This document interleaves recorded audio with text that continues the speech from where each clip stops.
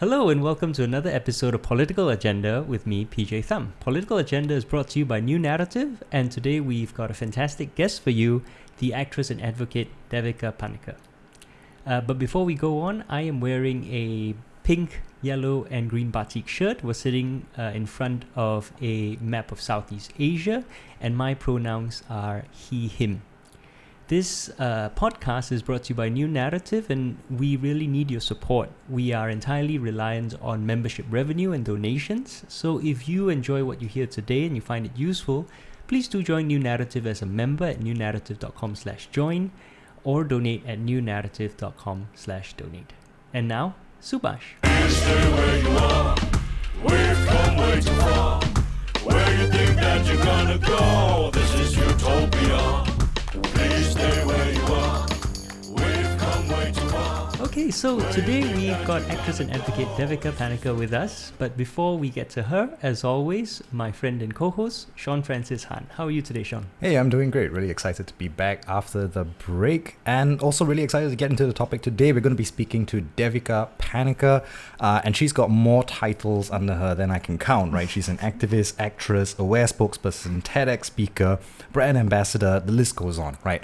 But before we get into all of that, my name is Sean Francis Han. I'm from Wake Up Singapore. I'm wearing a black t-shirt with a skull on it, and my pronouns are he, him. Over to you, Devika. What are you wearing? Thank you so much, Sean. I am wearing a light green plain t-shirt and red color pants, legging pants, and my pronouns are she, her. All right.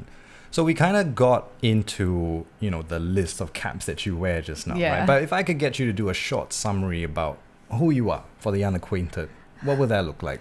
Well, my name is Devika, and I'm an actress on Vasantham, and I'm also an advocate for sexual violence awareness. So I've kind of noticed that a lot of your work deals with sexual violence. It deals with speaking out and advocating for social justice issues, right? Yeah. What kind of inspired or pushed you to, dedicate so much of your career and so much of your effort into speaking out?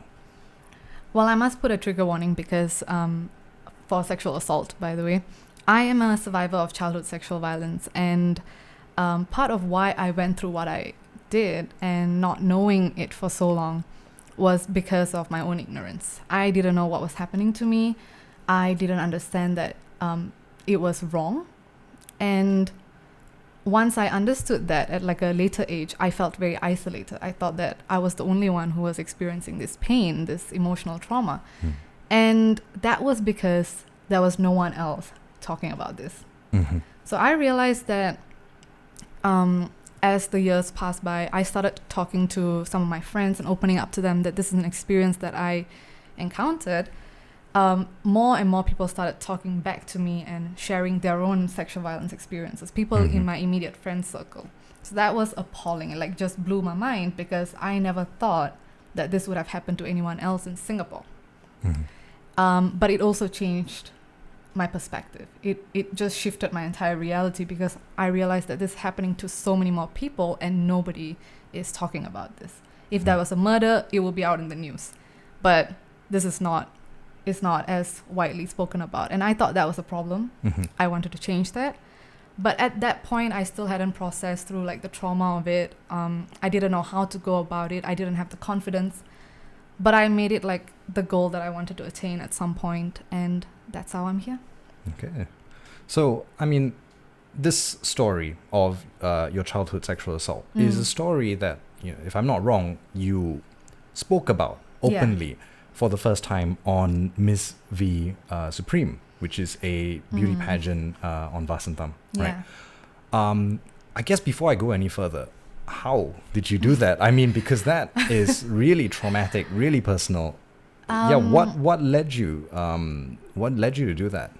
Well, okay, so prior to that, I actually came out publicly on a Facebook post back in 2015, I think.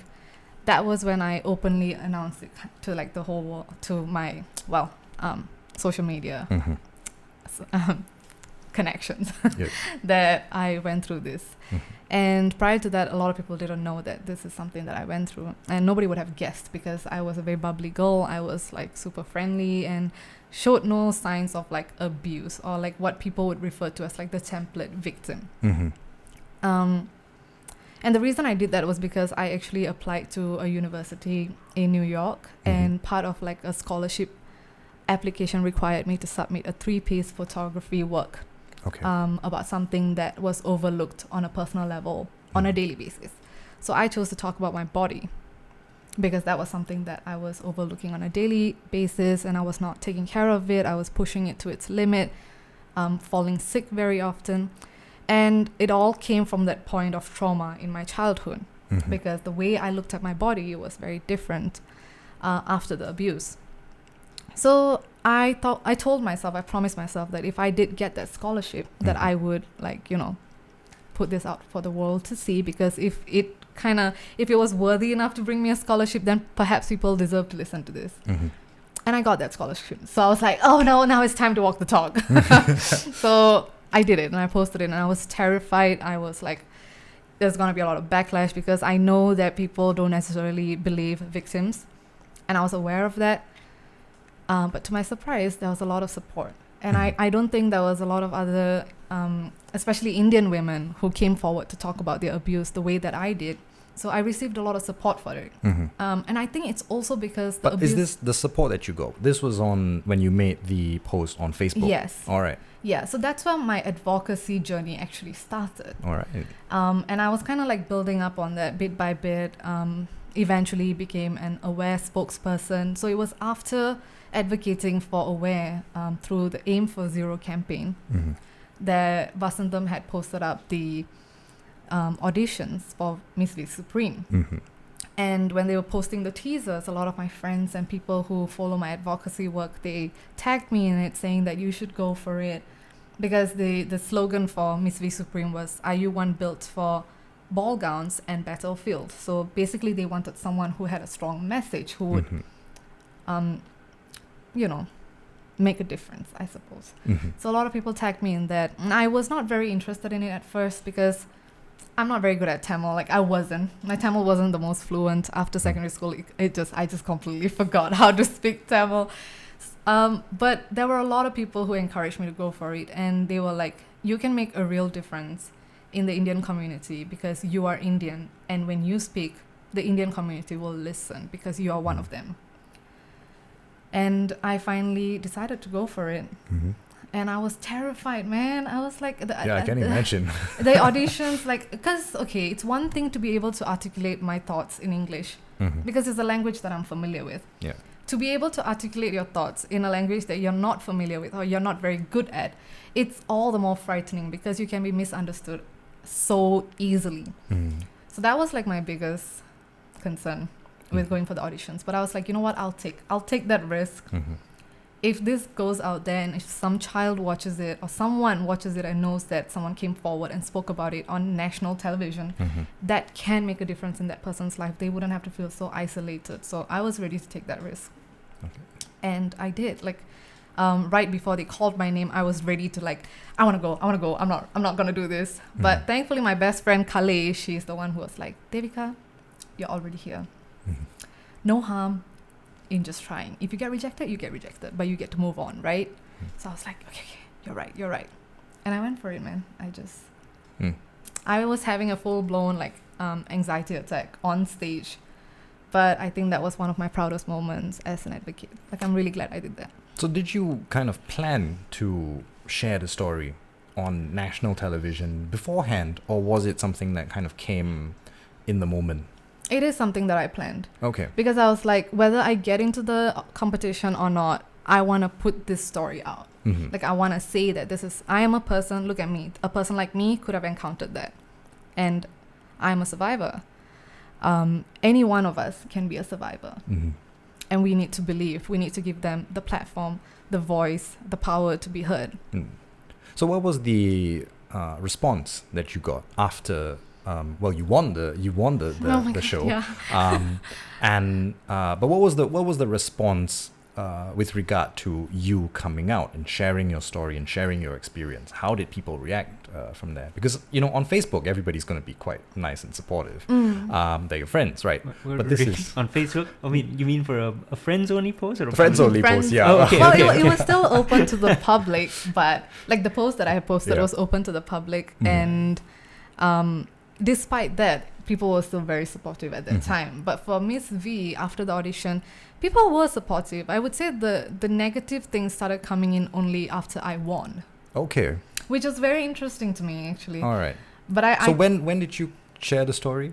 This was early on in the series, I suppose. yeah, it was the very first episode. It was like the okay. audition. Okay. Yeah, the audition. So through the audition, I got into the show, and then there was like 12 rounds. Yeah. So the 12th round is the finals. Mm-hmm. So each round we would have to do a certain task. Then there would be a catwalk. Then there would be a Q&A. Much like any other like beauty pageant, the only difference was that this was also a reality show. So there were hidden cameras that was capturing us and what we were doing behind the scenes, behind the performance. You know, so that was what was different. Mm-hmm. Wait, just to clarify, did you know there were hidden cameras? Well, I found out in like the second episode. So initially they didn't tell you. They told us that we would be recorded at all times. Oh, okay. Yeah, it's not like they did anything unethical. They didn't. Okay. They did record us. I mean, they told us that we would be recorded at all times, and they were also kind of like telling us, okay, you shouldn't change in this area. You should only change in the you know, those Designated cubicles areas, that's right. been given to you. Mm. So How did you find out? okay, so this is big. I mean, like mainly because I had a film background, so I studied film in poly, so I understand like the basics of editing.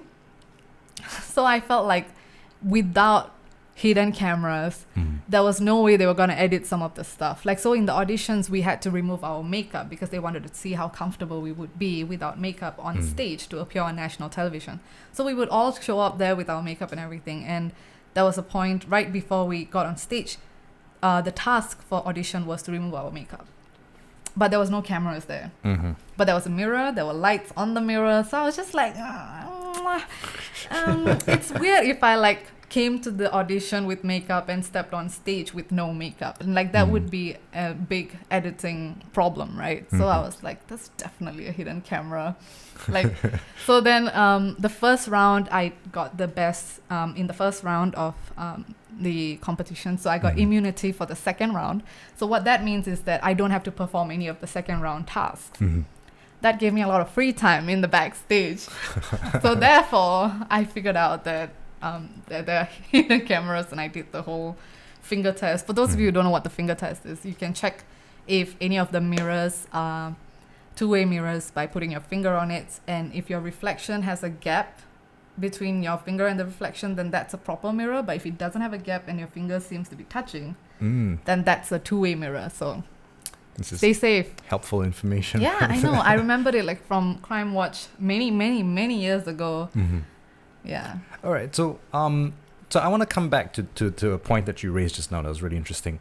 The negative backlash only started when you won. Yeah. Can you explain that?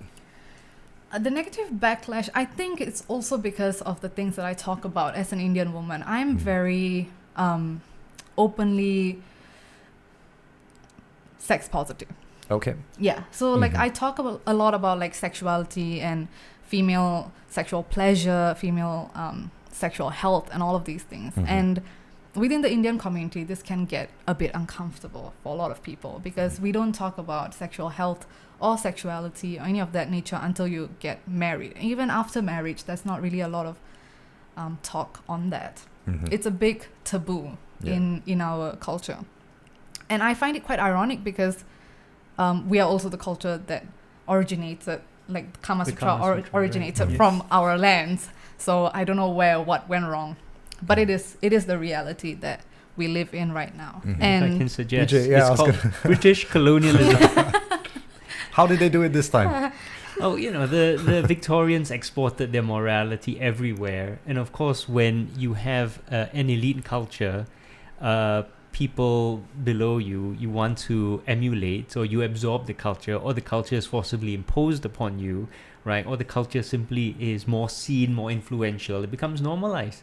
So much of what we consider, you know, Indian, Singaporean, Malayan, Malaysian is actually British culture that was imported and imposed upon us by our colonial masters, just like Indonesians and the Dutch, or the Vietnamese and the French, right? Culture is very fluid and it's constantly evolving and absorbing. And so you can actually see how it changes over time because of colonialism. That's the short version. But yeah, the Victorians were, I mean, the word Victorian has become a synonym for someone who's extremely prudish and conservative, especially with regards to issues of sex. So no surprise that the cultures that they colonized ended up going that way as well.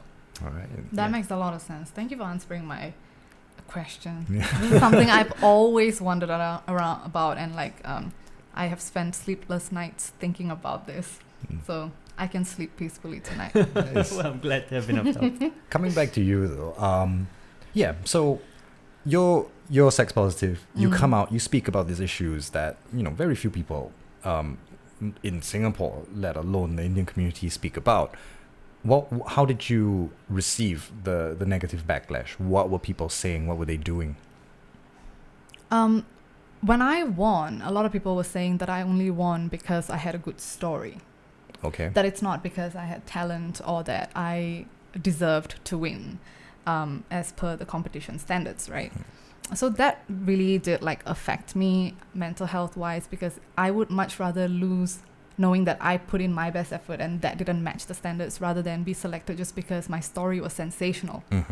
That's not at all the goal that I was going for, that's not what I was hoping to achieve by being a part of that competition. I think partly it's because of the things I talk about. So I was also well known for being very compassionate in the competition. So with the other competitors, we had a very good relationship. So even though we were competitors, we were very supportive of each other. And it was visible when you watch the show. Okay. But a lot of people were not buying it, because they were like, oh, this is clearly scripted. There's no way pageant girls would be this supportive towards each other. There's no way that there's no can I say bitchiness? Am I allowed to say? I think people have been watching too much American reality TV. That's how Americans edit, and they actually, it's not so much scripted, but they provoke drama, right? Yeah. They push cameras in your face at moments of stress, and then they ask you what do you think your dead grandma would have thought of this? And then they only show your response, right? Or this person said this about you the other day, how do you feel about this, just as you're doing something very stressful? Whereas there's plenty of reality TV where people are supportive, and British Bake Off, for example, is maybe the most famous for that, where everyone is so helpful to each other, and even the hosts are so incredibly supportive when people have breakdowns, and so you can have very compelling television without having all this tension and bitchiness. I completely agree, because I mean the premise of the competition itself is so stressful, because we all have the same task and we all have to be creative in our own ways, and we have limited time to accomplish these things, and then that in itself is already stressful enough. And I'm just very fortunate that I was in a competition with other girls who had a similar mindset, and we were all on the same wavelength when it came to being supportive of one another. That even in the finals, we were all very supportive of one another, and people couldn't put the two together. The fact that I was competitive and I was assertive in things that I advocate about, and I can also be kind and compassionate, they couldn't put the two images together. So that created a lot of confusion in the viewers, and they couldn't see me winning. They just thought that, so figuring out that there was a hidden camera didn't help, because they were like, oh, now she knows there's a camera. Now she's acting a certain way, so that... Okay. If I can, jump in again, it's so late stage capitalism, right? Yeah. It's this idea that if you want to win, other people must lose. Right? It's typical. It's like our Prime Minister, Mr. Lee Hsien Loong, saying, oh, we must eat other people's lunch or they will eat our lunch.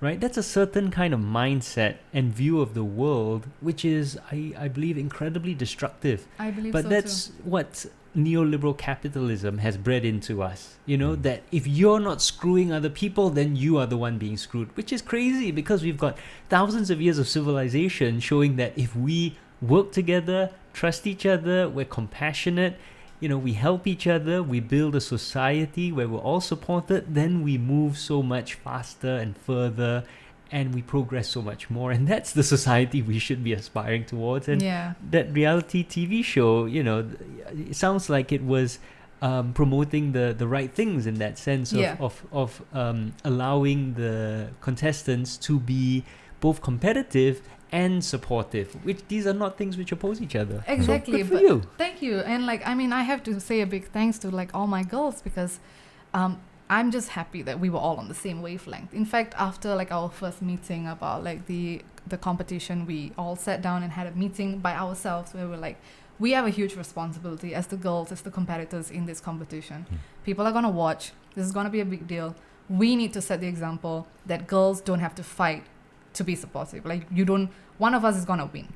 But it doesn't mean that the rest of us have to fight and not be supportive of one another. Let's change that. Yeah. So I was really proud of that moment with them. And I think they really practiced what they preached. Nice. Yeah. So, sorry, before we go on, just one last question. How was this judged? Was it a panel of judges? Was it a popular vote? It was a panel of judges. Okay. Yeah, so I actually did not win by popular vote. There was no voting for this competition. Right. Previously, there were.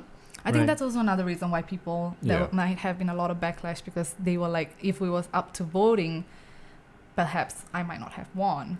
So people, it kind of fed into the narrative that I won because I had a story. I don't know about that. It could have worked either way. You could have won a popular vote because you had a story. Whereas you might say professional judges, they're supposed to be, because they're experienced, knowledgeable, they know what to look out for. Yeah. It's the same argument why the Singapore government abolished the jury system and put all their trust in professional judges, because professional judges are supposed to be well trained in the law and understand what to look out for. So there's arguments both ways. I don't think arguing that you won because you had a good story holds any water, obviously. And, as much as it affected my mental health, I did manage to find peace with it, because I just realized it's the same thing.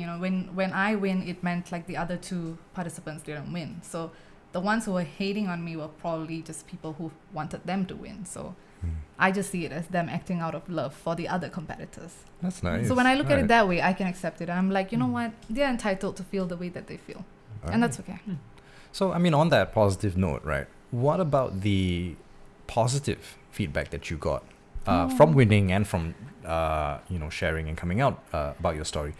Do you think that you kind of stimulated discussion and conversation in the Indian community in Singapore? Do you think that it touched a raw nerve, maybe, bringing up a discussion topic that I think people are quite sensitive about? I definitely touched a raw nerve. Okay. I think I don't think anyone else has actually come forward to talk about it as openly as I have. And even though on TV there's only so much I can say, because it is a channel representation and everything, so we have to respect the channel. But on my own social media, I do talk about everything quite a lot more openly. And because I was in the competition, a lot of people started following me on my social media. So whatever I couldn't say on TV, they still could hear from my social media posts or, activism. And I received a lot of positive feedback from so many people. I received so many messages from other survivors and people who are still being abused in a sexual violence situation. And it just, it basically zoomed in on how prevalent this issue is. And it showed me that how relatable this issue is to so many Indian people. Yeah, so as much as it is positive, because now I'm getting all this outreach and I'm reaching more people, it's also overwhelming because I'm just seeing an increase in people reaching out to me with regards to help. Okay. Yeah. So how do you think that the issue of sexual assault, sexual violence, takes on different intersectional contours with regard to the Indian community in Singapore?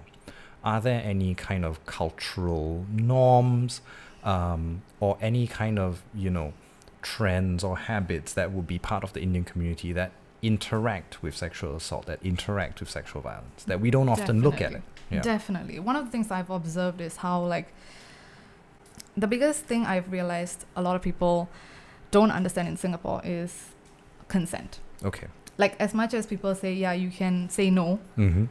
a lot of people don't know that they can say no to their husbands. You can say no to your partner. You can say no to a friend. Mm-hmm. For me personally, I was taught that I can say no to a stranger. Mm-hmm. But when it came to like people I knew in my life, can I still say no? Or am Yeah. I disrespecting this person? What if this person is older than me? Mm. So I feel like there's a lot of rape culture within the Indian community. Okay.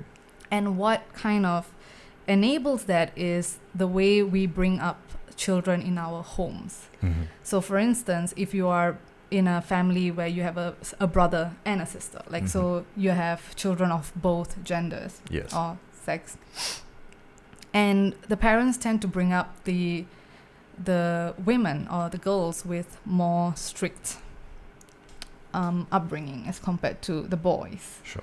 Or this is what I've observed in like within my friend groups and everything. So for example, girls have to come back home by like 10 p.m. Oh, wow. or 7 p.m. sometimes. Okay. But the boys can stay out as long as they like because they are boys. They can protect themselves. Mm-hmm. But the thing is that a lot of time when girls start like asking, why can the boys stay out longer than me? The parents say, oh, the girls who stay out longer are not very good. Like they are kind of like degenerates. You don't want to be like that. Mm-hmm. You have to be a good girl. Like you have to be, in Tamil we say kudumba kuttu velakku. That means like you're like this innocent, pure person. Mm-hmm. Like you have to be this image of purity and honor and virtue, all of these things. Mm-hmm. But this is mainly emphasized on females, Yeah. on women, and not necessarily on men. Okay. So the thing I've observed is that when boys grow up in this household and they hear this narrative from the parents where they are like, oh, any women who spend time outside beyond a certain time, they are not decent women. Mm-hmm. These boys, when they are out late, they might see women outside who spend time beyond their curfew. And they might think that, listen, my mom said that these kind of women are clearly indecent, so it's okay if I sexualize this woman because she's indecent, right? Mm-hmm. It's a very subtle form of conditioning that we don't talk about or we don't really realize because it's ingrained from home. Mm-hmm. And it's just what our parents are teaching us based on what they know. Okay. So given these sort of attitudes that, some portion of the Indian community have, right? What then happens to sex education? What happens to discussions about sexual health? Honestly, there's no sex education talks at home.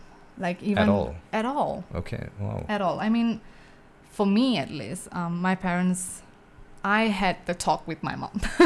Oh, so you initiated it. I initiated it. When? 'cause How old were you when this happened? I was 21. Wow. Okay. So it was right after oh no, actually I was 23. Wow. Okay. I was 23. Yeah, I was going for one of my Aware interviews. Mm-hmm. And my mom knew that I was, working with Aware, and I talk about like sex positive things. Mm-hmm. So on my way out, she was like, don't say the wrong thing. And I'm like, oh, what? I'm sorry, but can you like elaborate what you meant by the wrong thing? Yeah. She was like, don't give them the idea that like you've had sex. Okay. So I had to like look her dead in the eye and say, I've already had sex, right? And like her world just shattered. Like she was like, no, like the honor, the family honor. So I shouldn't be laughing, but I cope with humor, okay? Mm. But the thing is that I sat her down and I told her, like, why is it so important to you that I remain a virgin? Like the first thing that she said to me upon hearing that response from me, like the fact that I already had sex, right? Her first response was, what will your future husband think? Mm-hmm. Which was I was extremely sad to hear that because it wasn't about whether I had it with consent or whether I was happy that it happened. Was it safe? Was it someone I liked? So the focus on things is a lot more about like the future than it is about the safety of the people in our life. And parents don't realize how important it is to talk about consent and saying no, setting boundaries, because this information can keep you safe. Mm-hmm.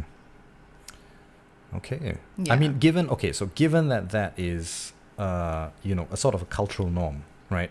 And given that a lot of the time these discussions either don't happen, or when they do happen, they take a problematic direction. It's very vague. Yeah, it's very vague. You find yourself in a kind of awkward or uncomfortable situation, which is having been a survivor of sexual assault. Was there then any discussion? What happened in the aftermath of that? They had to have talked about it. They talked so what happened after the abuse, my parents did find out, like about a year into the abuse. They did find out. And they took it to court, and he was sentenced to 6 years in prison with 14 strokes of the cane. However, right after that, my parents came back home, and they kind of told me that it's already settled. Let's not talk about it ever again. Just forget about it. Like, it's a bad dream. Okay. They also told me that I cannot tell anyone else about it because it can change the way they look at me. But at 7, like, that didn't seem like a big deal, you know. I was like, oh, okay, yeah, I guess I won't tell anyone. But when the trauma and the realization hit me at the age of 11, which was when I was learning, like, health education, and, you know, they talk about, like, molestation and all, and, like, that really hit me like a bus, and I couldn't turn to anyone because, like, those words were still clear as day, you know, and that really changed a lot of things for me. I did very poorly in school afterwards. I got bullied because I became very reserved. I was acting weird. I was talking to myself. It was like just like a domino effect. And I would say that had my parents been a bit more open about it, like if they just said that, you know, what happened to you was bad, but you can always talk to us about it. That would have made a huge difference in my recovery. Yeah, because especially when they said, like, people might change the way they think about me, it made me feel like I had to care about what people thought about me. Yeah. And in a lot of Indian communities, like, how people think about us as a family, like the family name, the family reputation, all of this is very important. I mean, personally, I don't see it's that important anymore, but to my parents and their parents, it was important. And it kind of, you know, reaffirms this belief that the family reputation can be affected when something happens to their daughter that the daughter didn't ask for. You know, like things like sexual assault. In fact, in India, if someone sexually assaults a member of another family, like a female, they will get them married because that's the solution to the dishonor that's happened. Okay. Yeah. So, like, it's a very culturally rooted problem. But has this always been the culture? I don't know. But it has become a culture at some point. Okay. Yeah. And it's so difficult for them to talk about sexual violence because it contains topics about sex, because sexual violence is the lack of consent in any sexual situation, right? So to talk about sexual violence, you have to talk about sex. Yeah. If we talk about sex, we have to talk about what sex is. Yes. And a lot of parents are also worried that if we talk about sex to kids at a young age, then it might encourage them to have sex at a younger age. Not really following the logic there, but okay. Yeah, like this is the fear that they have. Like basically they are like, oh, if you tell a child that if you don't scare them away from it, then they'll just find their way into it. I mean, by the same logic, if you teach a child about math at a young age, they should get into math. Something I never thought about it like that. Yeah, So why don't our schools work better? Yeah, I mean, so there in itself lies the problem, right? Like parents are hesitant to talk about it because of like how awkward it is to talk about sex. But you don't have to make it awkward. You can just it can be very matter of fact. So I kind of want to talk here about racism against Indian people in Singapore, and then also you kind of coming out, speaking about your experience with sexual assault. Was there any kind of overlap there? How did you come out and speak about it? I mean, personally, I've not experienced anyone attacking me for being racist when I talk about like the issues within the Indian community. Okay. But I've been attacked of like not being Indian enough to talk about the Indian community. Okay. Is that racism that I have not recognized as racism yet? Gatekeeping. It's a form of gatekeeping. I don't know if it's racism, but it is a form of gatekeeping in that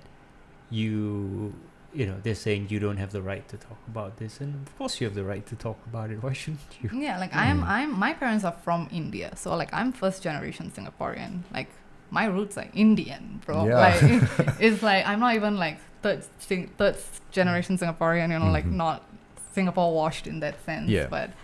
But really, does it matter where you're doesn't, from or like, where here's you? the thing, it doesn't. But like, I don't think it has to matter because everyone should be talking about racism. I think we all have to address that. Look, I think I've been racist at some point, and it's about time that I acknowledge and do better, right? But does that mean that I'm not going to address the problems within the Indian community? I think as an individual within the Indian community, I have the responsibility to hold people accountable, including myself. Well, what was the kind of first spark that got you to open up and start speaking about this? About racism? About sexual assault. Because very, very early on in this talk, right, in this discussion, you kind of mentioned how you had friends who you were talking to. And then that's where you realized that, oh my God, this is pretty widespread. What was that first spark, if you can remember? I'm sort of trying to put myself in this situation. I wouldn't tell anybody. I think it was just more of like a gut feeling, like something told me I had to. Because when you are someone who's gone through like internal emotional turmoil, you can see that in other people. And not like I'm not trying to say that I'm like some psychic here. I'm just like, you can feel when someone is behaving a certain way because you've behaved that way before. You have started to like make yourself small in certain situations because you don't believe that you deserve a space, that sort of thing. And just something told me that I should share my story with her, and I did. And sadly, this is a girl whose own father was abusing her till that point, even at that point. So like, it broke my heart to know that there are people out there who still experience this, and she was like 16, so bit by bit I started sharing with more people. Of course there were situations where people didn't believe me. There were times when like people thought that I was too much to handle, like this is too much emotional trauma or baggage for me to have as in a friend. Like those things have happened. But I think like I kept seeing the bigger picture, which is that it is going to help to know that you are not alone in this. While we're on the topic of speaking out to your friends about sexual assault, what can men do, right? If somebody, one of our female friends, comes out and shares this with us, and we have, very little vantage point into this issue, how would you want men to be better to respond to these issues? To really show, okay, we're on your side, we're allies, I think it's a lot easier said than done, because I understand that it can be hard as a man to hear that someone of your own kind or like your own gender have caused this kind of a hurt on someone else. And I'm not saying that it doesn't happen the other way around. I'm not saying that women don't sexually assault men. It's just that statistically it's been shown that predominantly male men are the perpetrators. And there have been situations where my guy friends have come to me and asking me for the same advice because someone they know have come forward to confide in them about a perpetrator that's a mutual friend between the two. In those situations, as much as I understand why you would want to defend your friend and say maybe he didn't understand, or maybe this perpetrator was confused about the whole situation and, pushed forward, don't do that. The most important thing you need to understand is that when someone confides in you, and if you are the very first person that this victim is confiding in, how you respond can have a huge impact in the way they process that trauma. and how they recover from it. Mm-hmm. Because they've just encountered like a huge shift in their sense of safety. Mm-hmm. They are now feeling unsafe. So you must recognize this as men. And in that point, your priority should be to help them feel more safe. Mm-hmm. The fact that the victims are confiding in another man after an encounter with a male perpetrator, I think that's good. So now it's even more important that you be an ally. Yeah. And how you can do that is by firstly listening. If you do not know what to say, you can say, I actually don't know what to say. If you need support from someone else, you can always ask the victim for permission to get someone else who might be better capable or more capable to assist in that support. But anything to show that you are on the side of the victim. Yes. That's what will help. Okay. Yeah.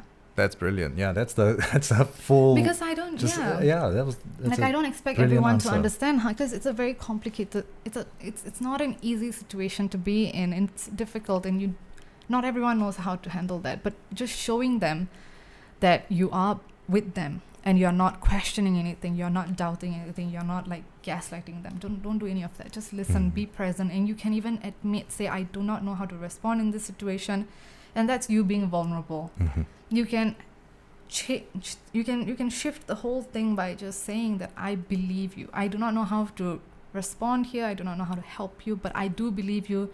Is it okay if I can like seek support for you? Mm-hmm. That will help. Nice. Yes. Wonderful. I heard this once, and I don't know, maybe you can respond to it. But it's something that really helped me understand and get me in a different frame of mind. But when a guy is walking up to a girl that he likes, right?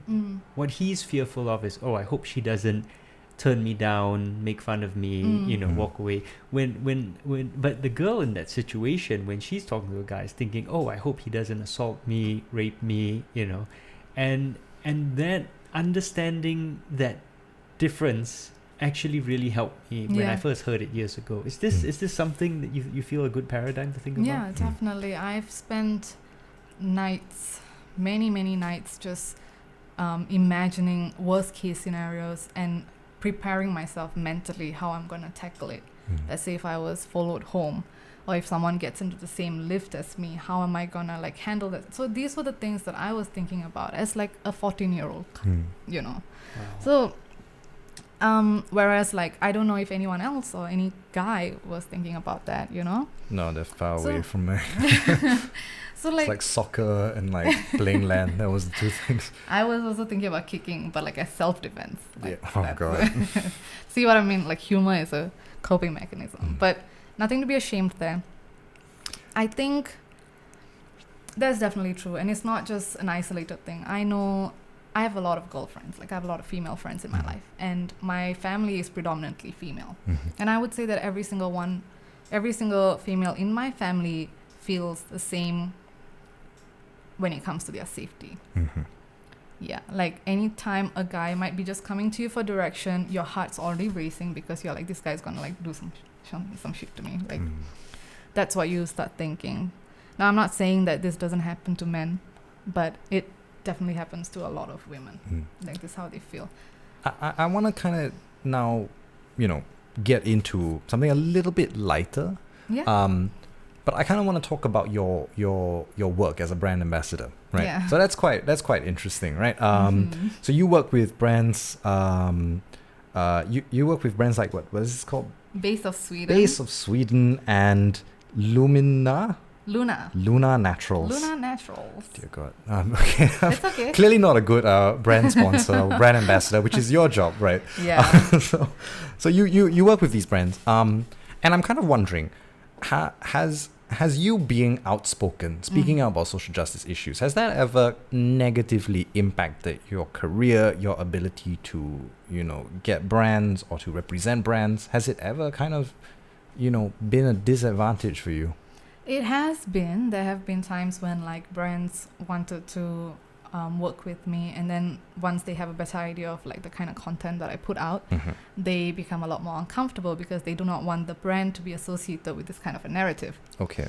Yeah, so like once or twice this has happened to me, but I don't really like pay much attention to it. Like, I don't let it affect me because I don't consider myself like a brand influencer. You know, like I'm an advocate for sexual violence awareness. Like, I'm an activist. Yeah. So that's still like my main, content. And if I do get brands and I get to work with them, I do care about what kind of brands it is. Like, Luna is a sustainable brand. Luna Naturals, they're a period care company. They make sure that the kind of period care products that they manufacture are like eco-friendly and like as little waste as possible. Yeah. So like these kind of things, like I'm not the most well versed in like sustainability, but the fact that I can help out by just making the right choice when it comes to like period care products itself helps. Yeah. I think it's quite interesting that, a lot of brands are still kind of afraid to come out and lend their support to activists or to individuals who are speaking out about this issue, because it really challenges this weird narrative that people like Xia Xue have been pushing, that like we're in the hold of some leftist conspiracy and like, all these big brands, they're just canceling individuals that disagree with them.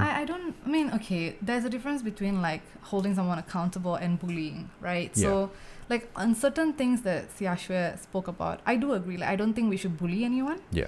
But at the same time, you deserve to be held accountable for the things that you've said. And like as a person in influence and power, because from influence you can get power, you have to constantly check in with yourself and see what kind of a message you're putting across. Because there are people who look up to you, who use you as the template of like, oh, this is the kind of human being I want to be. This is the kind of life I want to live. This is the kind of things I want to believe in. Yeah. And if you're just putting across things that are destructive, then that's wrong. I want to kind of get into two kind of cynical questions, but I mean, one of them is regarding Miss V, and the description of that can be seen as it's a beauty pageant, right? And beauty pageants are often criticized as these instruments of sexism, of patriarchy, right? So, what do you think about beauty pageants, or even more broadly, taking on this sort of influencer position, taking up this very public, show-busy, actressy position in an industry that is so sexist that, in some way, shape or form, objectifies women, puts them on a stage, selects them, I think oftentimes or in big part due to how attractive or how marketable they are. What do you think about this, about utilizing this deeply problematic industry or field of work and trying to kind of do activism through that? I think some cynical people might say it's like, oh, you're feeding the machine, I definitely am feeding the machine. Like, I'm not denying that. Like, am I aware that like the industry can be sexist?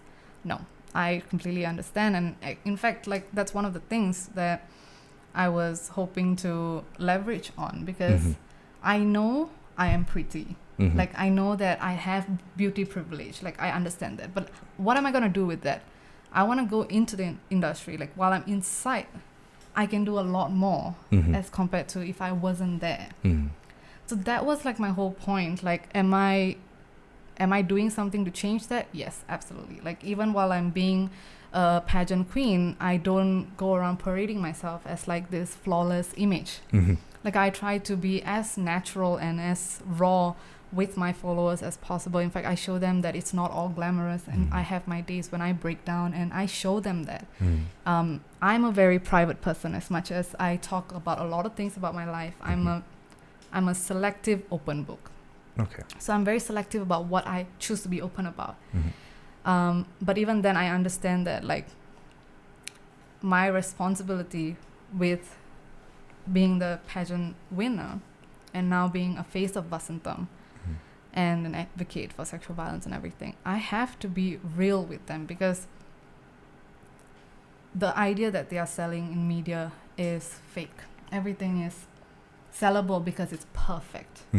But we are moving past that now. We're trying to connect. We're trying to be real with one another. We're trying to be honest and raw. And that's the kind of thing that I personally want to brand myself as. And I'm doing that despite being in that industry, in hopes that it will give other people in the industry the courage to make that step. That's great. Do you think that the showbiz industry in Singapore is moving forward? Definitely. Okay. Definitely. I do see it from inside the industry. I definitely see it. I was called for a Channel 5 audition for a character that didn't have an Indian name or anything. It actually had a Malay name. Oh, okay. But I was still called to audition for the role, which I thought was great, like despite the fact that I was Indian, right? Yeah. So I was like, okay, that's great. I mean, I turned down the role because it had like explicit scenes. That's not relevant now. But that being said, like, I do think that a lot of things are changing. Even in Vasantham, like for Miss V Supreme, we did have like women of different body types, and not everyone was skinny. Oh. Yeah. We had girls who were like much darker skin tone. We had women who were on the bigger side. We had women who were skinny. We had women who were short. You know, like so. There was that diversity. Can we still improve? Definitely. There's a lot more that we can do to improve. But I do see an improvement already. And I hope that we can continue on that path and we can be more mindful as like content creators. I'm really glad. I'm really glad to hear that. Can I ask a sort of, I don't know if you're really in a position to answer though, because we have a government which consistently promotes a very specific idea of gender roles and the family, and then because of its control and or indirect ownership of almost all forms, mainstream forms of media in Singapore, uses that media or enforces that upon the media that we consume, right? So you cannot show alternative lifestyles in the media, right? That's the most obvious thing. But also there's this relentless push for certain specific ideas of what a family is and should be. And that's deeply problematic because many of the things we're talking about stem from these very specific gender roles. They stem from things which we often don't even think about, you know, about how many of the cultures that exist in Singapore or globally and the cultural practices emerge because women are treated as property, right? The things we talk about, marriage ceremonies, right? And the role of the woman in the household. So do you feel like that is changing within the kind of media that is being produced and the roles you're seeing, the scripts, the stories, you know, all the things that you're seeing? Is that changing, or is this hard government line, is the government line softening, or what how is that changed? I would say that I've been a part of a production in MediaCorp in Vasantham that has the whole show is about women and women of different kinds. Like, so it's 3 different women. There's a woman who is married, and then there's a woman who is career driven, and then there's a woman who is a scammer. So what I'm trying to say is that in this drama, my role was a woman who is not at all concerned about marriage. Like, in fact, I don't believe in the system of marriage. Right. So I was very thrilled to play this role because it is the kind of role that you don't normally see. So are there more of such roles? Not necessarily. But are there such roles? Yes. So it is there, but it's not as much as I wished it was. But the fact that it is there itself is something that brings me hope. And I think there are more and more like youth directors these days, people who write stories who are younger, who are within my generation, and they understand the importance of storytelling. They understand how pivotal it is to changing social fabric and beliefs. And I can see that in the way that they produce things. Yes, it's a bit sneaky, it's here and there, it's not like as direct, but people do pick it up. I still feel though that what you're saying kind of you still have to have certain boundaries and tropes, right? So what you said was you described 4 different characters. Here's a woman who's married, here's a woman who's career driven, here's a woman who's a scammer, and then yourself who's not concerned about marriage. And actually, why it's such a cliche to have this division between the married woman and the career driven woman, because I know plenty of women who are both. Yeah, exactly. Right? Yeah. In fact, you could have all 3. A career woman who's married and a scammer. Right? It's My next production will be that. Y'all watch out. But I do agree, and I think that's the thing, right? Like, we think contradicting things cannot coexist, or what seems to be contradictory. What seems what we're told because it's not contradictory, but I don't think it's contradictory, but to a lot of people, they might find it contradictory. I think that's also the reason why a lot of people couldn't accept my win, because they saw these seemingly contradictory traits about me as a person, right? Where I'm competitive and compassionate and understanding, supportive, while also being assertive. And I think a huge part of it is because of how we've been taught to put things into boxes. And now we're trying to break away from that boxes. We don't need boxes. Yeah. We don't need boxes. The boxes are there just for the convenience of other people. Yeah. Right? That's what I believe. And a lot of my identity crises are because of these boxes that people like to put me in. And I refuse to be put into that. Yes. And I think, Amen, sister. Amen. I do think that with that particular point, when you put it that way, I agree that I think there's a lot more we can do to bring more dynamic characters with seemingly contradictory traits, right? Because that's what's real. Yeah. I mean, okay, while we're on the topic of media and representation, right? I just I'm dying to ask this question. A lot of the media and representation regarding sexual violence and sexual assault comes from the West. It comes from the Me Too movement. It comes from big celebrities in the US that are speaking out about this issue, right? What do you think, it's a lovely movement, it's a great movement, but what do you think that this movement has that gets lost in translation, that doesn't relate to us as Singaporeans or as Indian Singaporeans? Do you think that there are bits of it that don't translate, that you, in your position as a Singaporean Indian, can help to bridge that gap to young Singaporean girls, young Indian Singaporean girls? I need to internalize this question a bit. So because from my experience, I think people have taken it quite well in Singapore.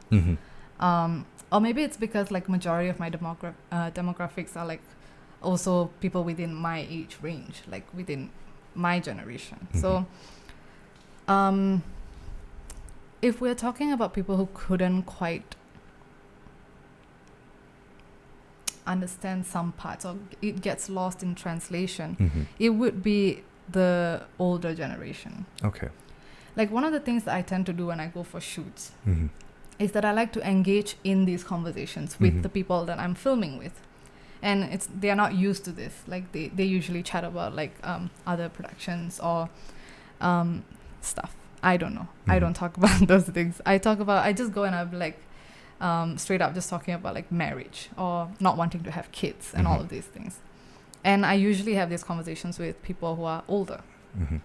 And you can really see the way that they cannot even imagine why we would not want to have kids. Why we would want to openly talk about sexual violence.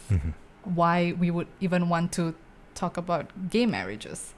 How is that natural? These kind of things. You can really see them trying to process why we stand so passionately for these rights. And they're even more confused about the fact that I don't get offended when they have to say their point of view. Okay. Yeah, I mean. Yeah. So I don't know how to answer your question. I mean, I like the point about, I think the point that's most interesting for me is about kids, right? Having kids, about your choice and your bodily autonomy to choose to have kids. I don't think this is so much of an issue in the West, at least in representations of the media that I've seen. It's not really an issue that gets a lot of airtime. But in Singapore, it's a big deal. I mean, Chinese New Year just passed, right? I'm sure many women, Chinese women in our audience can definitely relate. But yes, that is tied to issues of feminism, issues of bodily autonomy, and that is quite a uniquely Singaporean, if not Asian, issue. So yeah, that is quite helpful.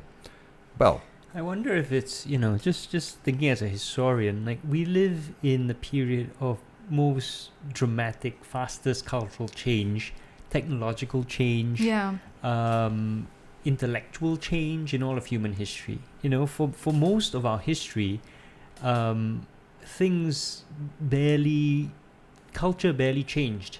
You could look at a period of several hundred years in many major civilizations. For example, the Indian subcontinent before the British arrived, or the Chinese in China before, until the 1800s. And the lives of people, say, in China in the 1800s would have been virtually the same and recognizable to people in the 1500s, right? But the way we live today is unrecognizable to someone 30 years ago. And this is very scary, and I think also it has created generations who are drastically different from each other, and Definitely. I think this is part of it. In like one of my therapy sessions, I remember my therapist telling me that when we try to push for change and someone else is so fixated on the reality that they are familiar with, and when we bring something that challenges them, it's not just the idea that we're challenging their entire world. Their sense of self. Their sense of self, the things that they believed in, what they the kind of decisions that they made. And that can be a very scary experience for people who didn't grow up with the rapid changes that my generation went through. Like I remember like the pager, and then a few years later my dad had a phone. Like that's how quickly things changed for my generation. So I'm okay with having a new perspective, because change was the only constant for us. And I think universally this is true, like change is the only constant. It's just that for them, for the older generation, perhaps it was at a much slower pace. So when we go there, that's why like when I told my mom that I had sex already, like that was a huge culture shock for her and all, because she could have never imagined herself ever saying this to her parents.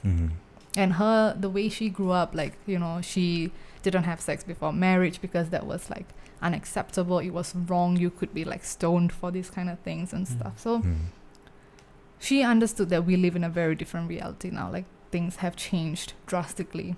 And I think she recognized that the world is better for a woman like me today, because we are not just seen as objects anymore.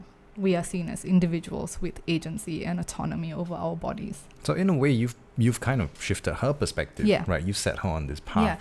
But the only reason that I can have conversations with her about like feminism and all this now, even like sexual health and all of these things, is because she has accepted that, what she knew of the world is no longer what is the reality.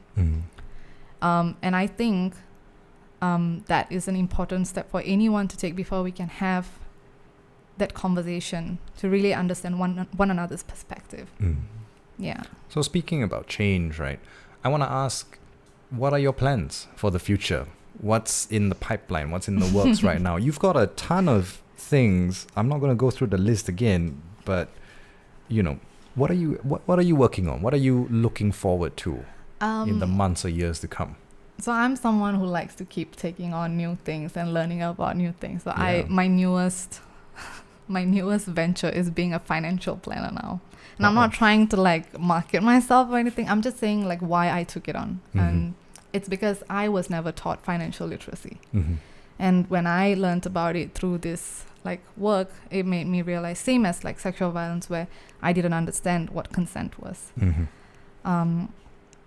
until I was 21. Yeah. It was at the age of 21 that I understood what consent was. And that is a huge problem. And I realized I needed to talk about it. I needed to like give people information so that people can make informed decisions, right? So like whenever I see the opportunity to be able to do that with anything, whether it's racism, whether it's financial literacy, whether it's sexual violence, I grasp at it.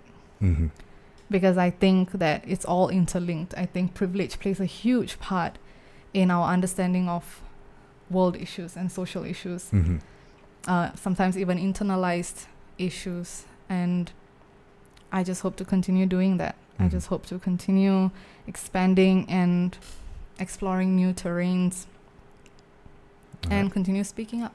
Nice. This if I can just make a comment, this is and it goes back to what we talked about schools earlier. These are sort of things we really should be teaching kids in schools. Financial literacy, planning, how to do your taxes, how to save money, how to cook, but also sex education, consent, bodily autonomy, gender identities. Like, I think it's such a terrible thing that we don't teach because of like the 377A. Like there's so much restrictions as to what we can teach when it comes to sexual education, right? Like, and it's very heterosexual. And only those who are heterosexual have access to this limited structure of sexual health education. And anyone who falls outside of that, they still get like this shitty information, and they have to rely on other things to learn more about their sexuality, gender identity and all. And it's just additional, it just shows that, like that you just have to take and put in more effort to live the same quality of life as someone who is heterosexual, someone who is the majority race in a certain country, someone who is affluent, who fits into the boxes that you were talking about. So I'm going to end off with the question that we end off with every discussion, which is, tell us about your theory of change. How do you think it's going to happen, and where do you see your place in change in Singapore? Ooh. Okay, so I think change is already happening, and with every conversation, it's the same thing that I mentioned in one of my TED Talk, which is that none of us are too little or too insignificant. We all have some form of significance when it comes to change. And all it takes is one word, one thought, or one action, and that can kickstart an entire motion of impact in the right direction or the wrong if you're not being careful, right? So, for instance, when I was in primary school and when I discovered when I learned more about my abuse, and like that really hit me, right? I was ready to okay, trigger warning, self-harm, okay? I was ready to take my life. And I had already made up my mind. And the one thing that changed my decision was that this girl who was in my class, she asked if she could sit with me for recess. That's it. That was the one thing that stopped me from taking my life that day. And like that created such a huge impact and profound understanding that no action is insignificant. Like you might not know the impact of your action now, but it's definitely made an impact in somebody's life, and you have to have faith in that because people don't always talk about it outwardly, but you just have to believe. And I think that my part in all of this is just to continue to challenge and talk about things that are difficult to talk, because only by talking and conversing we can normalize these things, or the conversation of it. It's the same as like if you have some form of a wound, you don't just pour anything and give any kind of prescription. You have to dissect it. You have to look. You have to go within and see what it is. Is there an infection? All that sort of stuff. You have to dig deeper. And only after then you can give a prescription or a diagnosis. One of the things that I kind of want to point out here, right, before we wrap up, is how interesting your profile is. You're a financial planner. You're a Vasantham actress. Yeah. These are not things I would say that I stereotypically associate with activism, Yeah. with social justice. And you found a way to kind of make it, to kind of turn it into social justice issues, right? Yeah. And I think that's really fantastic, because Thank then, you. because that really shows that whatever you want to do, whatever your calling is, whatever your interest is, you can find a way to take from experiences that we all have, Yeah. to draw from people and resources that we have and make a change and make a difference. And that was, I think, one of the Absolutely. most interesting things about you and your profile and your work. Yeah.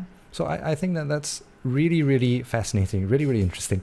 Thank you. And How it does your... shows- Mhm, yeah. It just shows, you work with what you have, right? Yeah. And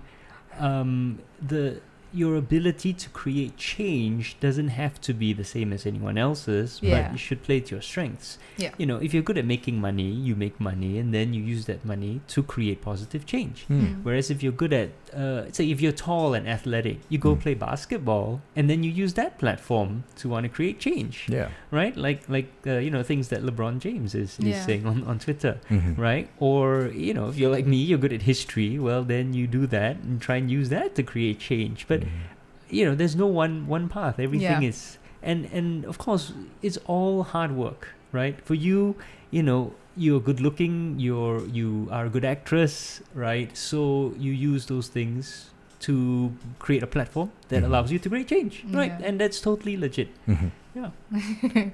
So Yeah, thank you. absolute final question to wrap up, Okay, right? I'm just okay. gonna put you on the spot here. Okay. What's one big major thing that Singaporeans just don't seem to understand about sexual assault? The biggest thing that they often overlook.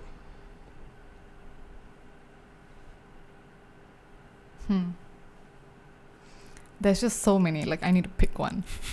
Actually, while you're thinking about that, there's Mhm. something I want to ask way at the beginning when you said sexual assault is way more prevalent than most people assume. And actually, I started wondering, do we have some sort of, or maybe, in your work with Aware, are there some sort of estimated statistics? Because one thing we know is that most cases of sexual assault are not reported. Yeah. Right. So is there some sort of, I know there was this recent study, was it 1 in 5 people have experienced It's sexual actually harassment? 1 in 3 women have experienced sexual violence.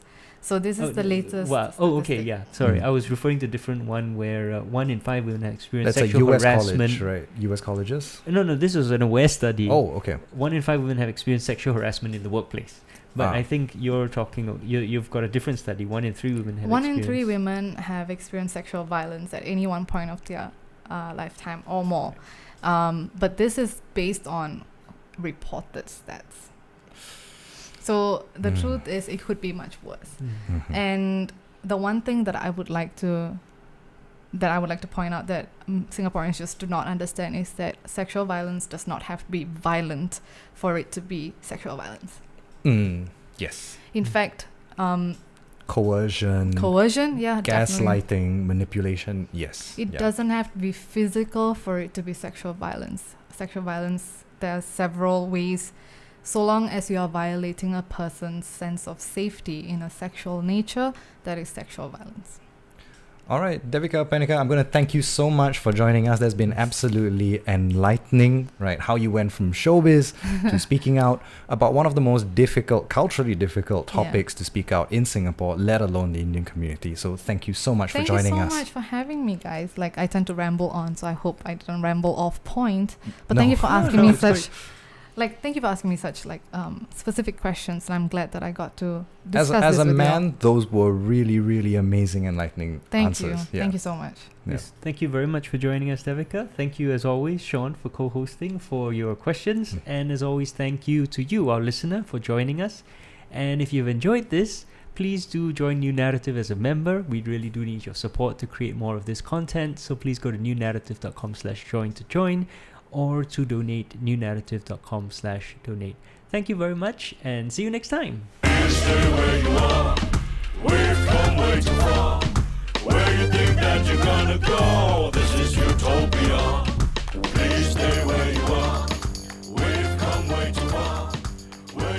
Thanks for watching.